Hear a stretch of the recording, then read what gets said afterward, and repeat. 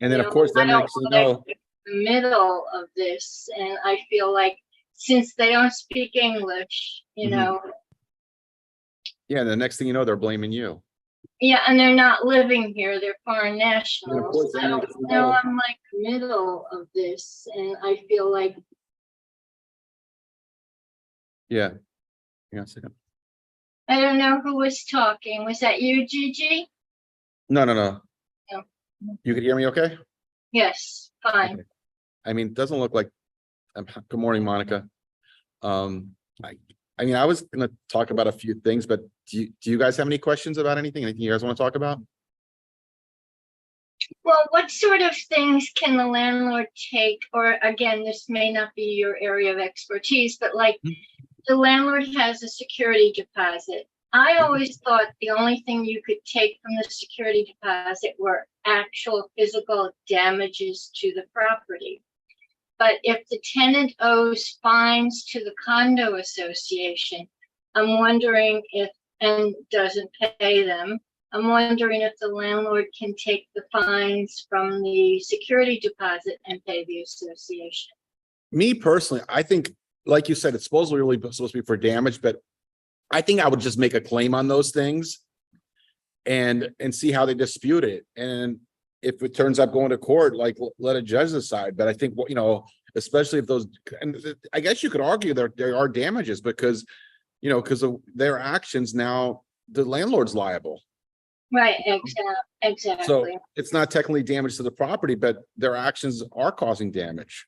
So I would definitely, because, you're supposed to send a letter, claiming how much you're going to hold and the reasons why. So I would definitely put that in the letter and see how they, because one, they may not dispute it.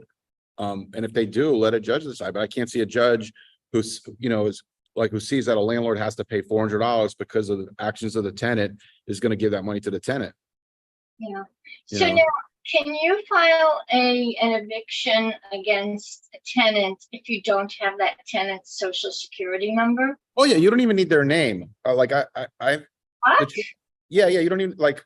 Basically, I actually had I had a property in Pompano, a duplex, and I was renting out the back, and then one day the guy in the front says, "Oh, I see you rented out the back." I'm like, "No," and he goes, "Yeah, someone's living there." So I go there, and someone's living in the back, basically like a what do they call it? A squatter. I called the police, and the police go to the door and stuff. Talk to the guy. He goes, "Oh yeah, we had an agreement that I would fix up the place in exchange for rent." So the police come to me and says it's a civil matter. There's nothing we can do. So I basically filed a lawsuit, and I just put John Doe and all others in possession, and that's what because I didn't know the person's name, and that's how. Because what happens is, the person, they're served at the door, so really, it's just all in possession here soon. So since this person lived there, I was able to give it, but I did not know this person's name, nothing. Now I guess if you get a judgment and you want to try to collect on the judgment, then you'd probably need their social.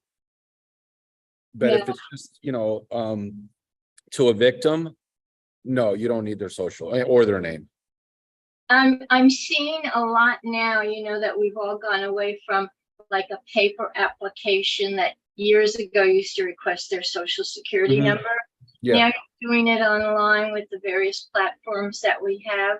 So, which is supposed to be safer for the consumer because, the social security number is blocked out and usually you only have the last four. But then the landlord doesn't have that information if they do want to collect. So, Oh, like, well, I haven't, like I'm not, I'm not a realtor, so I've never. So when they do these background checks, they really don't give you much information. they give you information, but you don't have their full social security number on the report that you get back. I guess when they do it online, they do enter their full social security number, but when you get the report, you usually only get like the last four digits. So I guess you could actually even just, request your own application to be filled out as well. I mean, that can't hurt because, you are it's still your decision as the landlord to decide whether or not you want them to move in. yeah, So I yeah, think and that's what I'm going to start doing. yeah, because I didn't know. I figured they would give you a whole credit report and everything. I didn't know they block Yeah, information out. they do give you credit report, eviction, background check. The last one I got didn't have that Patriot Act thing where they're Okay. supposed to make sure that they're not on the, I don't know, terrorist watch list or something. Yeah, But yeah. I Um, hate doing rentals. I really do. yeah, yeah.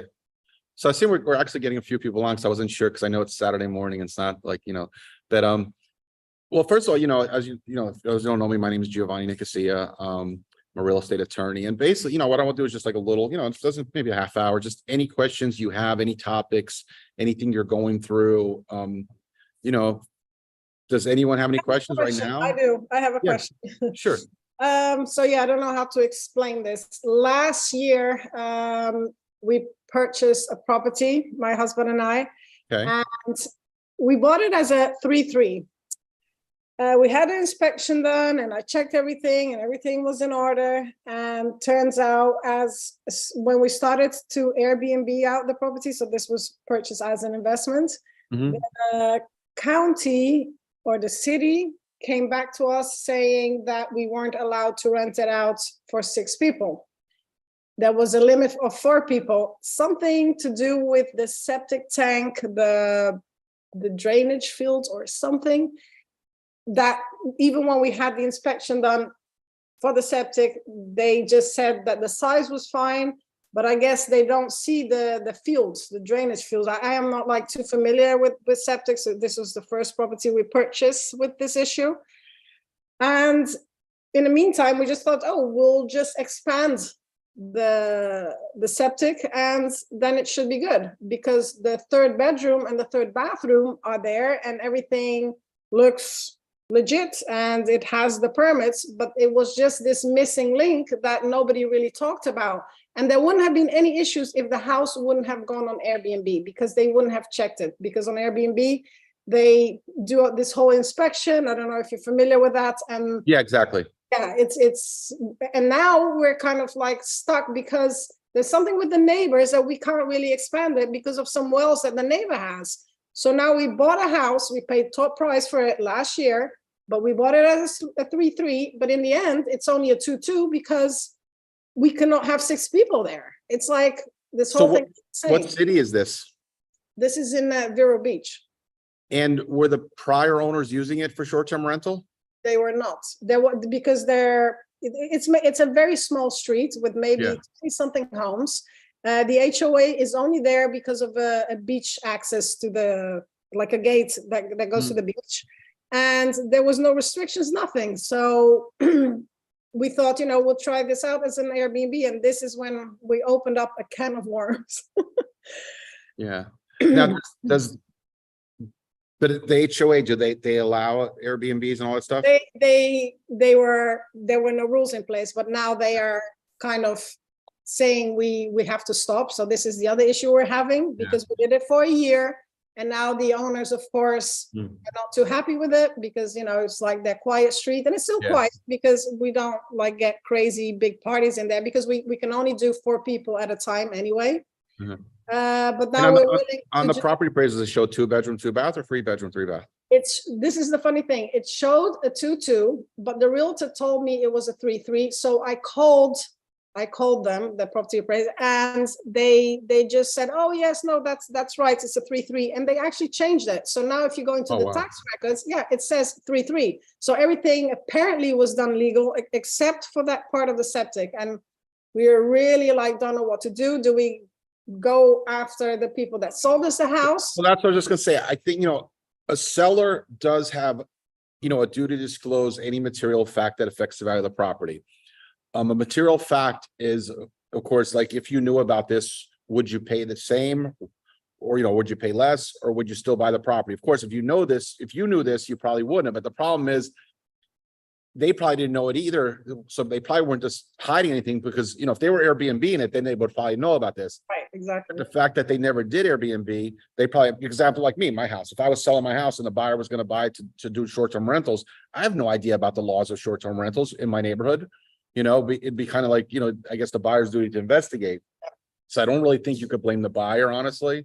I mean, the seller, if they were doing short-term rentals, that's a different story. Yes, they don't know. But then doesn't this go back to whoever installed that 3rd bedroom, which I think it was maybe 2 or 3 sales ago. I don't even know. But And I think that's why I just asked about the city, because but you're saying the city said it is a 3-bedroom, so unless it was done legally, they probably wouldn't have changed it. That's why I asked that question.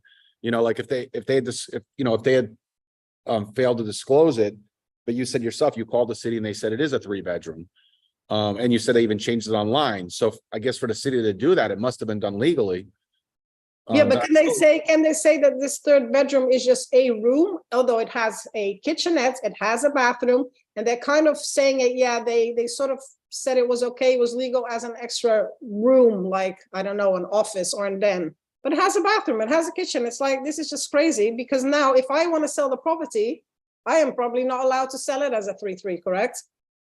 That's how you probably, well, you definitely need to disclose the situation, but you may want to somehow, maybe go to the property appraisers and see what they say. Cause I mean, for a 3-bedroom house to only limit it to 6 people, so I can't see how they could even limit it like that, so, but as I said, I don't think the seller did anything wrong, but definitely, maybe get the city to change their views of the property, maybe get them to understand how, like, how you explained to me how the property is, maybe get the city to understand how the property is set up, and maybe get them to change, the rules regarding that area, and allow it. Right. Because, yeah, I mean, like I said, for, it was a 1-bedroom, okay, 6 people is a lot of people, but for a 3-bedroom, that's, yeah, it sounds like that's not a lot of people. I have a comment. Yeah. Because if you were to try to go after the seller would say you did your due diligence with an inspection. I would go after the inspector. If the city is saying it's limited to 4 people because of the size of the drainage can't accommodate all 3 bedrooms. So it's either given the permit to do the extra bedroom without accommodating the drain field to accept that extra bedroom and bathroom. It's either the permit was done improperly, or they didn't update the permit to accommodate the 6 people when they added the 3rd bedroom and bathroom. So yeah, Giovanni, I think going to the city is saying, but if the city is saying they know the drain field can't handle the extra 2 people, then you have to go after your inspector for not catching that. But also, like, if you were just using it as a regular home without short-term rentals, would they care about how many people are there? No. See, so that's the reason. That's why definitely you can't really blame the seller, because if it was being used as a normal house, there wouldn't be an issue. The issue is just like Then you you said. just need to sell the property to somebody who's not going to use it for short-term rentals. Yeah. Or, Exactly. or I was going to say, I think that Monica needs to consult someone who's an expert in septic systems to find out how much it would cost to increase the, whatever it is, the tank or the drainage field, to see if she can make it legal for the 3rd bedroom. Yeah, no, we've done that, but the problem is that the neighbors' wells are too close to it. Oh, Oh, okay. yeah, this is kind of a bit complicated. And now I don't know if we're going to go, because we bought it as an investment, we're not going to be living there. So it is going to be continuously rented out. So I don't know if when we rent out, let's say for season for 6 people, if we are going to be in trouble, because I think they can fine us. Because like I said, now we opened up a can of worms, and somehow if somebody says something and they complain, okay, there is 6 people there, I don't know, this whole thing is just, I'm a bit at a loss, because somewhere there has to be a fault. Why is it our fault? But they did give you the short-term license. You do have that. Yes, for 4 Okay. people. Yeah. Wow.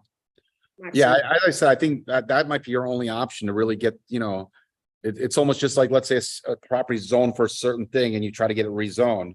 You just got to, but especially the fact that they told you themselves that it's a 3-bedroom, they've changed it online.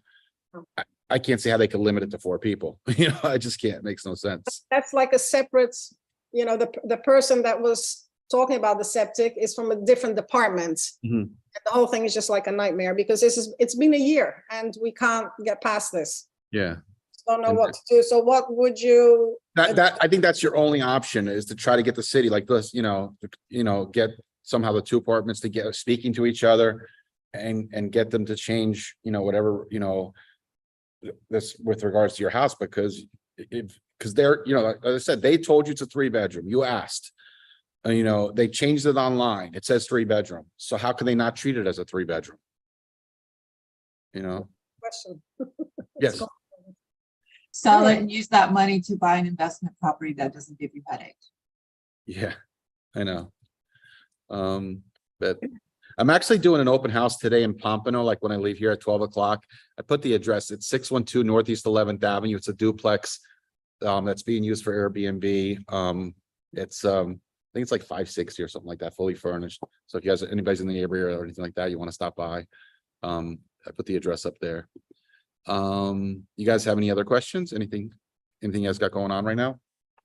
I And- do. I have questions, Giovanni, about the 3.5% FHA Mhm. loans that we talked about in your previous Yeah. video. My question is, I mean, because that has been like running through my head ever since you presented it, and I'm trying to figure out the structure of how I advertise the possibility and how I bring the people together. So do you Well- know the lenders that accommodate this? Because it's basically a assumable loan. Yeah, so only basically, certain let's do just it say or you have a FHA. listing right now and your client does have an FHA loan, it is 100% assumable. Every FHA loan is assumable. Every VA loan is assumable.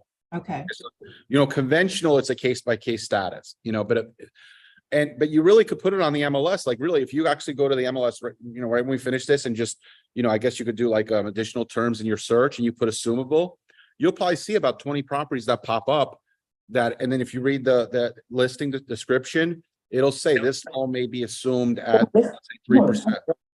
So it would be, so so as I said, so if it's FHA, VA, it's 1000% assumable. And you could put that in your MLS description. And then of course, when you know, and what you could do also ahead of time, before you even get an offer, maybe even contact the lender. So let's say, you know, it's Wells Fargo. Hey, can we get the application to have someone assume the loan? And maybe have that already in place. So when you do get a potential buyer, you give them the application, they're able to fill it out. They're already going to know what the bank wants and they submit everything. So, you know, to make the process go faster. okay, I appreciate that. But in my situation, I have a buyer that was trying to buy before the rates went up. Okay, So this makes a possibility for Yeah. her. okay, much- so in So your I need to situation, find the listings that have the. yeah, so in your situation, one option is just like I said, you know, look on the MLS and do a search under assumable and see if they're interested in any of those houses. The other option, is to, hello? Hello? Hello? Can you hear me? Okay. Can you, Yeah, yes, Okay, we sorry. can hear Yeah. you. okay, the other option is, like I said, let's say you do find a house your client's interested in. To find out if the seller does have an FHA or VA loan. As I said, you could ask them. If you're not sure, you're welcome to contact me and I'll look it up. And, you know, and then of course, if it is, then you could present to them, say, hey, listen, you know, we'd like to, put in an offer and you know, like find out what they owe and ask if they'll allow you to apply to assume it. So, but that's the first step would really find a house they like and then determine if it's possible to assume it. And as I said, if you need help, you know, determining it, you know, feel free to reach out anytime and I'll help you, you know, look it up. Appreciate that. Thank you. Does that help? Okay. Andrew, you have a question? Andre? Hi, ¿cómo estás? Good, how are you? Good morning. Good, good. Good morning. I have one of my agents, she's trying to put in a lease together. But they want it to be for 13 months. Yeah, technically, a realtor is only supposed to do not technically, it is the law. The realtor is only supposed to do up to a 12 months lease using the standard form, basically filling in the blanks. Like in your, you know, I mean, I know your husband's an attorney. You could actually just have the lease done at 13 months and just basically have him review it and, you know, confirm that he, like I guess you say, reviewed it, prepared it. and then you're fine, as long as, you know, so if an attorney's involved, there's no issue. If there's no attorney involved, then it could be an issue. But as a realtor, you're only supposed to do leases up to 12 months using the standard form. So if, you know, in that situation, you definitely want to get an attorney involved. So, and another reason too, just so they're not blaming you, you know, because let's say you did it for 13 months and had no attorney involved, and then the buyer wants to cancel and say, this is an invalid lease. This is for 13 months. And now, of course, guess what? That, you know, even though you were trying to save your landlord money by not getting an attorney involved, now that landlord is blaming you, you know? So it's almost like you kind of want to, you know, put the liability on someone else, really. So in that situation, I would definitely, you know, have an attorney help with preparing it and approve it. So your realtor's not getting blamed if there's an issue later on. Okay, that makes sense. Yeah. And basically, we would be able to use the regular form. Yeah, then and in- just, but as I said, like I've had it done like that where we've, you know, used the regular form and just made it for more time. But I would even, you know, maybe add additional thing that this was reviewed and prepared by me, and I would sign it. So this way, you know, if there's issues later on, they can't say an attorney didn't do it. Okay. No, Yeah. that's perfect. Thank you. Any other questions? Anything anybody's going through, anything at all? About marketing, about listings, about, you know, actually, before I went on this call today, okay, Kim, I'm gonna ask you a question, 1 second. Actually, a realtor texted me because I've talked about this before, but I'll just mention again, just in case anybody wasn't on the call. A realtor asked me, actually, this was her text, about, she just texted me, you know, morning, if someone died in the house, does that have to be disclosed? And the truth is, no. There's actually a Florida statute that's on point that specifically says if someone, you know, passed away or was even murdered at a property and you have the listing, you do not have to disclose it. So that is not considered a material fact that a seller has to disclose. I know I saw some question. Hang on. Suppose somebody asks you directly. I guess you could, you could disclose if they ask you, or yeah, I would disclose it if they asked you, but I don't think you have to just like, you know, bring it up yourself. But yeah, just to be safe, you know, if they ask you, I would property. Is it okay for an unlicensed real estate agent to be an Airbnb co-host or to help manage someone else's short-term property? You know, that's actually, I'm trying to think of, What is an unlicensed real estate? I have the answer to that because I've looked into Airbnb, and you don't have to be a licensed realtor to manage an Airbnb. You just have to go through Airbnb's process, and you have to clear yourself with, and then the Airbnb has to be cleared by the city that you're setting up house in. yeah, because I think I remember once I stayed in North Carolina, it was just like a husband and wife. It was their house. They were, you know, Airbnb, and I'm almost positive they were not realtors. So I don't think you know, but yeah, you definitely have to get like she said, approved with Airbnb, approved with the city. Yeah. Does that help, Kim? Someone else's property. Yeah, so it's probably the same situation. If mold has been remediated, it doesn't have to be disclosed. I think if there's no issue at all, it has to be disclosed. I mean, it does not have to be disclosed. If it still is an issue because of the mold, like for instance, there was this one case where there was flooding in the house. Okay, this court case, and even though I guess the flood was taken care of, there was still a really bad smell in the house because of the flood. And the potential buyer asked about that smell, right? And the seller told them, oh, that's just like, you know, from the AC or something like that. You know, they weren't truthful.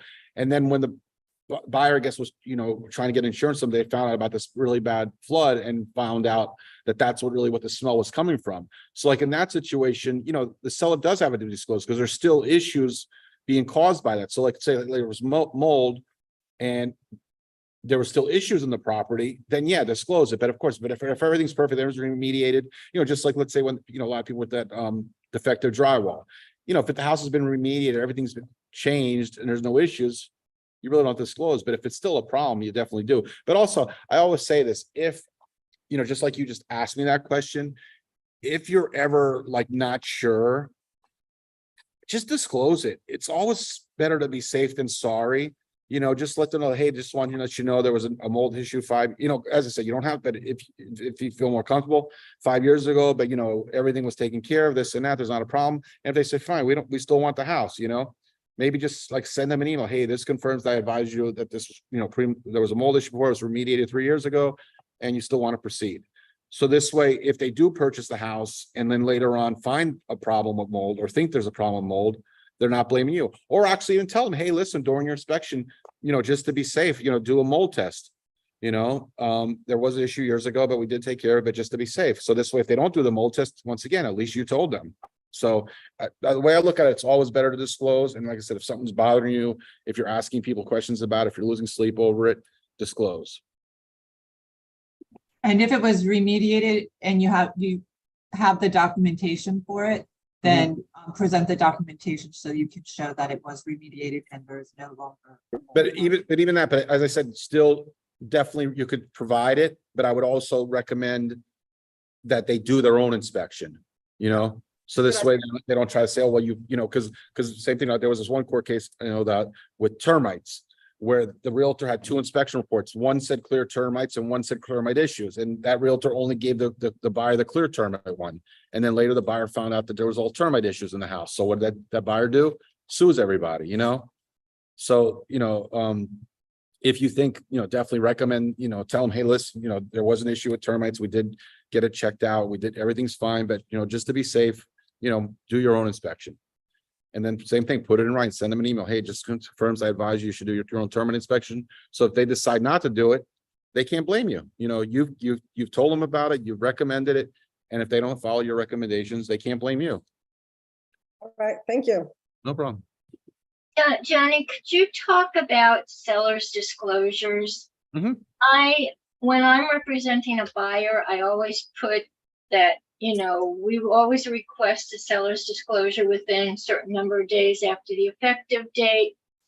I know it's not, I know it's not mandatory anymore, but I'm having trouble with some agents. They're like, oh no, my seller's not going to do that. And I'm like, well, look, it's a protection for the seller, for you, for me.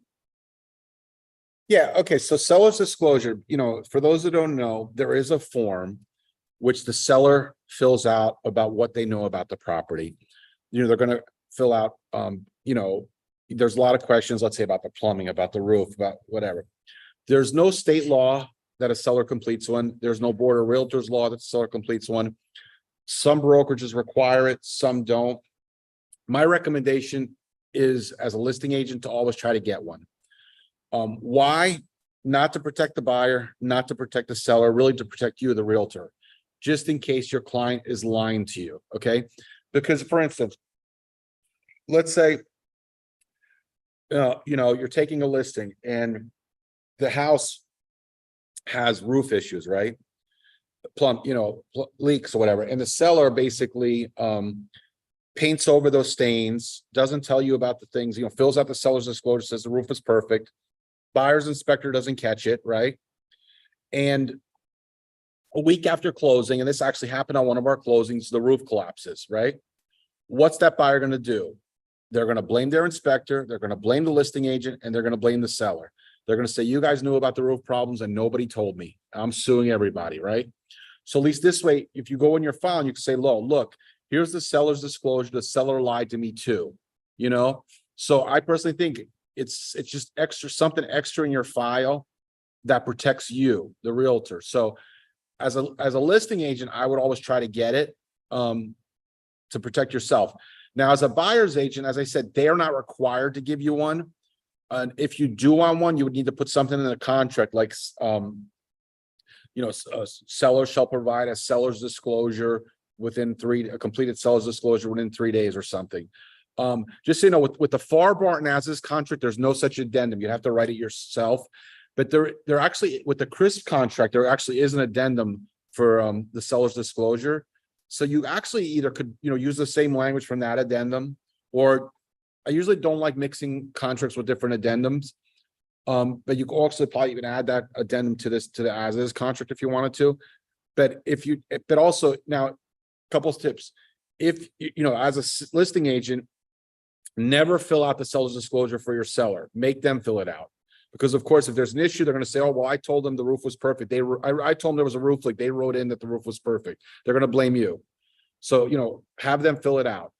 As a buyer's agent, if they do give you a seller's disclosure, make the buyer sign it, that they've seen it. And, so once again, so they're not trying to say, well, no one told me this, so make sure they sign it. But you can't force someone to give it to you, but I do recommend it, honestly. As I said, not even to protect the buyer, not even to protect the seller, to protect you, the realtor, in case your client's I lying. have a question. Yes. Go ahead. I share in others. Seller will provide the seller property owner with 3 days from the security date. Exactly. But I have been told if I put it in the contract as a part of the negotiation and the seller accepted, the seller has to present. It is included as a request. Is that correct? I personally don't think so. I mean, some lenders may, but I don't think so. Just like example, like the city lien search, right? In the contract, it talks about, providing the city lien search. We never give that to the lender. We give them the titles, just so you know, there's two types of searches. One's called a title search, which deals with the county. And there's the city lien search, which deals with the city with like open permits, code violations, water bills. And the contract does mention city lien searches, but honestly, no lenders ask for it, none. So I guess it would be on a case-by-case basis with, of course, some lenders are more stricter than others, but I don't think you just have to give it to the lender, no. Because as I said, just like with the situation city lien search, I would say 99% of the time, no lender asks for that city lien search. And as I said, the contract specifically mentions about city lien searches, about providing that. So, Yes, for the seller property disclosure, because I always check and request from the seller. I closed one deal 3 days ago, and Wells Fargo they requested the seller property disclosure because I checked. And now I'm dealing with another transaction with a credit union bank. Yeah. And I check it, and they are requesting me the seller property disclosure. I asked the listing agent, and they provide to me because the lender is requesting in my case. Yeah, that's interesting, honestly. Like I said, just, but because usually the banks don't even see the inspection report, That's what's so strange. Usually, when you do an inspection of a property, the bank doesn't ask for that. So it's, it's not like, the appraisal they get, but an inspection report they don't get. So why would, I don't know, to me, I don't know. Like I said, every bank is different, but I just can't see why they would even care, truthfully. The buyer's done they've done, it's an as-is contract. So whatever's it, they've done their appraisal. They're giving the loan based on the appraised value of the house. Not every house is perfect. Every house has issues. So I don't know. As I said, to me, it's a case by case, by bank. So maybe you just got unlucky with the last two banks. But I'm pretty sure, like, am I correct? Banks don't ask for the inspection reports. So I have a question for Elizabeth. Yeah. Is the bank saying it's a deal breaker, like they won't approve the loan if they don't get the seller? Is that like one of your conditions on loan approval?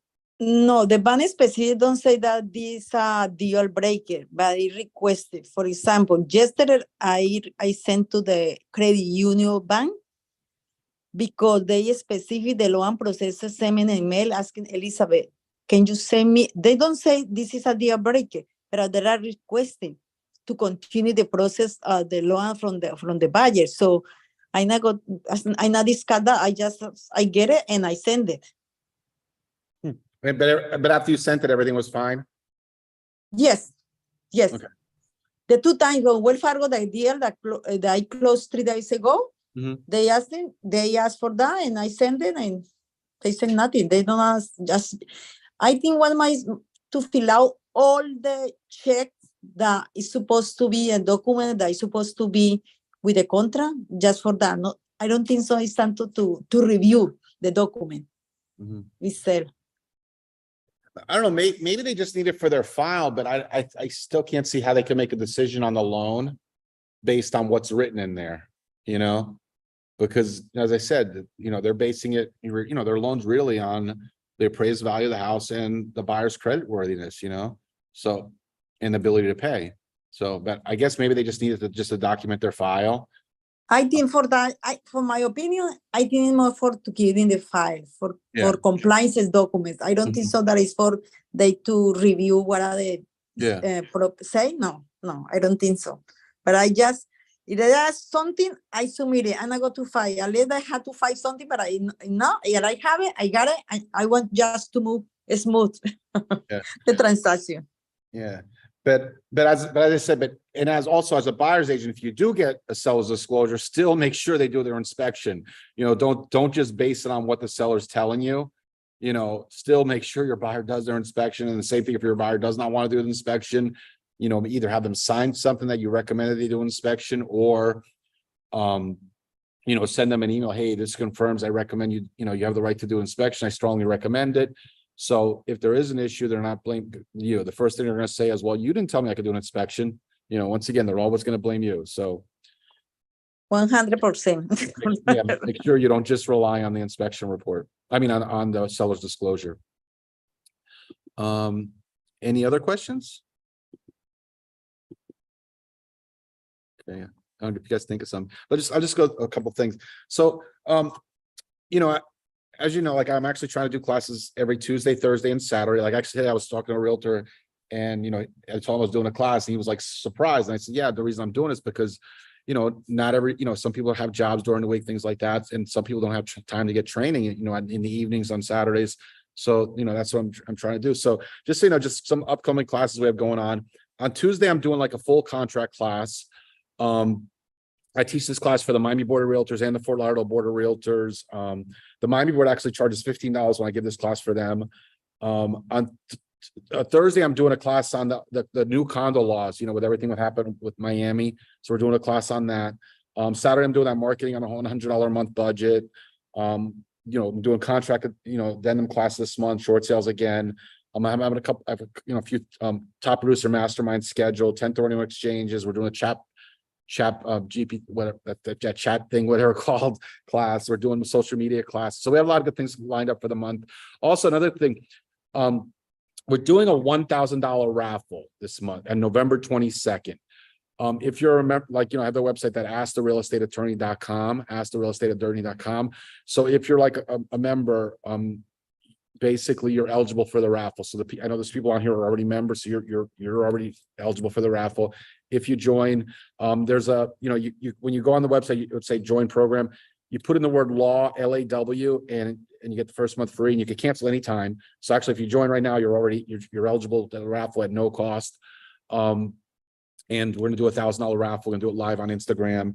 And basically, you know, I just want to keep giving you, you know, good content, help you. And, you know, during the week, you're always available, you know, contact me anytime, 7 days a week. If you need help on a file, anything you're working on, I'm always there to help you. Even if it's, like I said, even if I'm not doing the closing, I will always help you. And that's the honest truth. And I don't know, any other questions before we wrap it up for today? No? Okay. As I said, when I leave here, I'm going to go to this open house in Pompanos. If anyone's in the area, stop by. It's a really nice house. Like I said, it's a duplex for Airbnb. And what else? And Tuesday, I said, we're going to do the contract class. So log on to that. It's like a really good class. You know, I know no matter how experienced you are, you know, you will learn. Like it's like I call it common mistakes in drafting the as-is contract. I go through, you know, things that cause buyers to lose their deposits, cause fights at closings, cause realtors to get in trouble, and just really give you some tips. And as I said, I do it for both boards of realtors. It's, you know, it's usually a 3-credit class, you know, it's really a good class. So I definitely recommend you taking it. And yeah, and if you guys come up with any topics you want me to do a class on, you know, we could do that too. You know, just let me know anything that you think will be interesting to help people. As I said, I want to provide value. So anything you think could help, just let me know and we'll line it up. All right. So any last questions before we wrap it up? No. Okay. So thank you so much. And hope you guys can log on Tuesday. All right. Thank you. Have a great day, everybody. Bye-bye. Thank you.